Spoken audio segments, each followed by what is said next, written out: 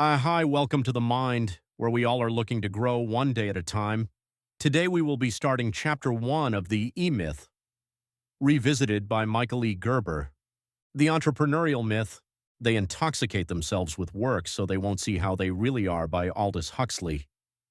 The E-Myth is the myth of the entrepreneur. It runs deep in this country and rings of the heroic. Picture the typical entrepreneur and Herculean pictures come to mind. A man or woman standing alone, windblown against the elements, bravely defying insurmountable odds, climbing sheer faces of treacherous rock, all to realize the dream of creating a business of one's own.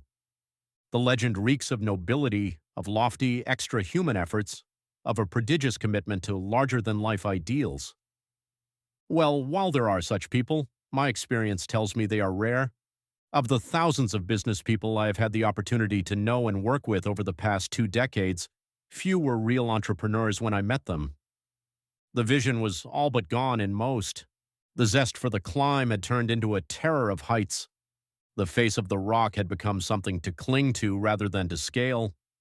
Exhaustion was common, exhilaration rare. But hadn't all of them once been entrepreneurs?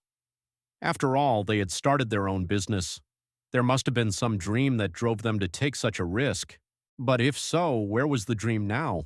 Why had it faded? Where was the entrepreneur who had started the business? The answer is simple. The entrepreneur had only existed for a moment, a fleeting second in time, and then it was gone. In most cases, forever. If the entrepreneur survived at all, it was only as a myth that grew out of a misunderstanding about who goes into business and why.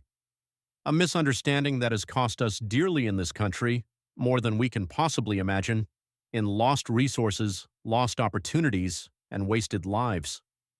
That myth, that misunderstanding I call the E-Myth, the myth of the entrepreneur.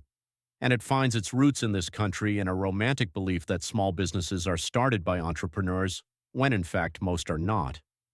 Then who does start small businesses in America, and why? The entrepreneurial seizure. To understand the E-Myth and the misunderstanding at its core, let's take a closer look at the person who goes into business. Not after he goes into business, but before. For that matter, where were you before you started your business? And if you're thinking about going into business, where are you now? Well, if you're like most of the people I've known, you were working for somebody else. What were you doing? Probably technical work, like almost everybody who goes into business. You were a carpenter, a mechanic, or a machinist. You were a bookkeeper or a poodle clipper, a draftsperson or a hairdresser, a barber or a computer programmer, a doctor or a technical writer, a graphic artist or an accountant, an interior designer or a plumber or a salesperson. But whatever you were doing technical work, and you were probably damn good at it, but you were doing it for somebody else. Then one day, for no apparent reason, something happened. It might have been the weather, a birthday, or your child's graduation from high school. It might have been the paycheck you received on a Friday afternoon, or a sideways glance from the boss that just didn't sit right. It might have been a feeling that your boss didn't really appreciate your contribution to the success of his business. It could have been anything, it doesn't matter what. But one day, for apparently no reason, you were suddenly stricken with an entrepreneurial seizure, and from that day on, your life was never to be the same. Inside your mind, it sounded something like this. What am I doing this for? Why am I working for this guy? Hell, I know as much about this business as he does. If it weren't for me, he wouldn't have a business. Any dummy can run a business. I'm working for one. And the moment you paid attention to what you were saying and really took it to heart, your fate was sealed. The excitement of cutting the cord became your constant companion. The thought of independence followed you everywhere. The idea of being your own boss, doing your own thing, singing your own song became obsessively irresistible. Once you were stricken with an entrepreneurial seizure, there was no relief. You couldn't get rid of it. You had to start your own business. The fatal assumption. In the throes of your entrepreneurial seizure, you fell victim to the most disastrous assumption anyone can make about going into business. It is an assumption made by all technicians who go into business for themselves, one that charts the course of a business from grand opening to liquidation the moment it is made. That fatal assumption is, if you understand the technical work of a business, you understand a business that does that technical work. And the reason it's fatal is that it just isn't true. In fact, it's the root cause of most small business failures. The technical work of a business and a business that does that technical work are two totally different things. But the technician who starts a business fails to see this. To the technician suffering from an entrepreneurial seizure, a business is not a business but a place to go to work. So the carpenter or the electrician or the plumber becomes a contractor. The barber opens up a barber shop. The technical writer starts a technical writing business. The hairdresser starts a beauty salon. The engineer goes into the semiconductor business. The musician opens up a music store. All of them believing that by understanding the technical work of the business, they are immediately and eminently qualified to run a business that does that kind of work. And it's simply not true. In fact, rather than being their greatest single asset, knowing the technical work of their business becomes their greatest single liability. For if the technician didn't know how to do the technical work of the business, he would have to learn how to get it done. He would be forced to learn how to make the business work, rather than to do the work himself. The real tragedy is that when the technician falls prey to the fatal assumption, the business that was supposed to free him from the limitations of working for somebody else actually enslaves him. Suddenly, the job he knew how to do so well becomes one job he knows how to do, plus a dozen others he doesn't know how to do at all. Because although the entrepreneurial seizure started the business, it's the technician who goes to work. And suddenly, an entrepreneurial dream turns into a technician's nightmare. See the young woman banking pies. See the young woman start a business baking pies. See the young woman become an old woman. I met Sarah after she had been in business for 3 years. She told me, "They have been the longest 3 years of my life." Sarah's business was named All About Pies, not its real name. But in truth, Sarah's business wasn't really all about pies. It was really all about work. The work Sarah did. The work Sarah used to love to do more than anything else, plus the work Sarah had never done in her life. In fact, Sarah said to me, "Not only do I hate to do all this," she spread her arms, taking in the small shop in which we stood, "but I hate," she emphasized the word almost fiercely, "I hate baking pies. I can't stand the thought of pies. I can't stand the smell of pies. I can't stand the sight of pies." And then she started crying. The sweet, fresh aroma of pies filled the air. It was 7 a.m. and All About Pies was to open in 30 minutes.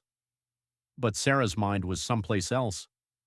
"It's 7 o'clock," she said, wiping her eyes with her apron as though reading my mind.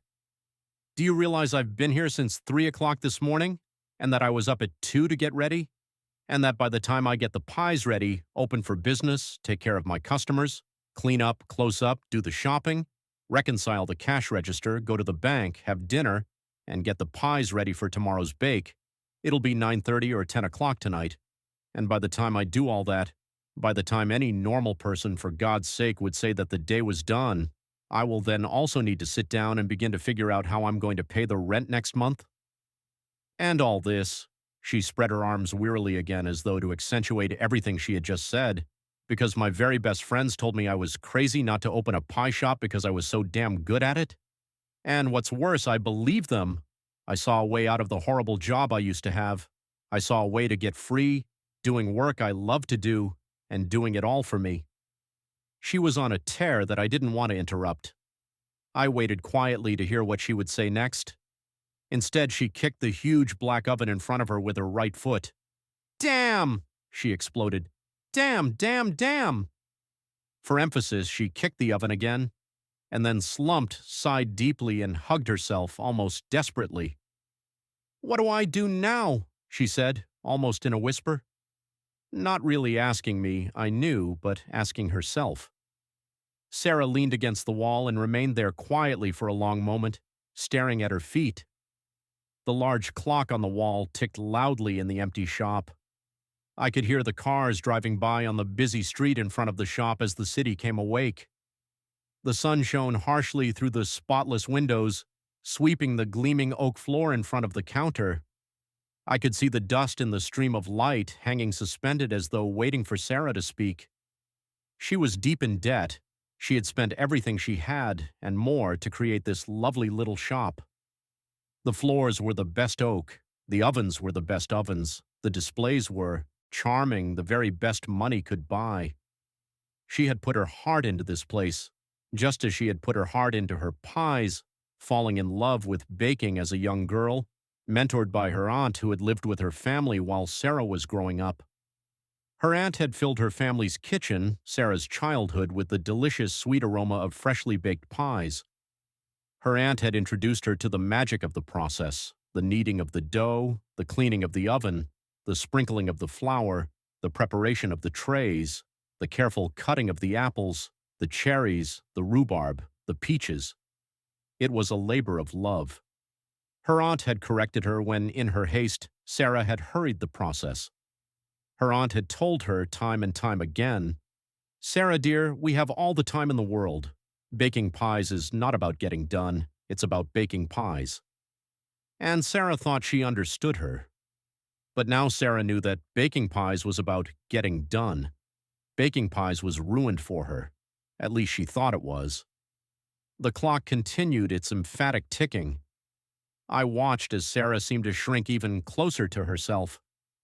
I knew how oppressive it must be for her to find herself so deeply in debt, to feel so helpless in the face of it. Where was her aunt now? Who was going to teach her what to do next? "Sarah," I said as carefully as I could, "it's time to learn all about pies all over again." The technician suffering from an entrepreneurial seizure takes the work he loves to do and turns it into a job. The work that was born out of love becomes a chore, among a welter of other less familiar and less pleasant chores. Rather than maintaining its specialness, representing the unique skill the technician possesses and upon which he started the business, the work becomes trivialized, something to get through in order to make room for everything else that must be done. I told Sarah that every technician suffering from an entrepreneurial seizure experience exactly the same thing. First, exhilaration, second, terror, third, exhaustion, and finally, despair. A terrible sense of loss, not only the loss of what was closest to them, their special relationship with their work, but the loss of purpose, the loss of self.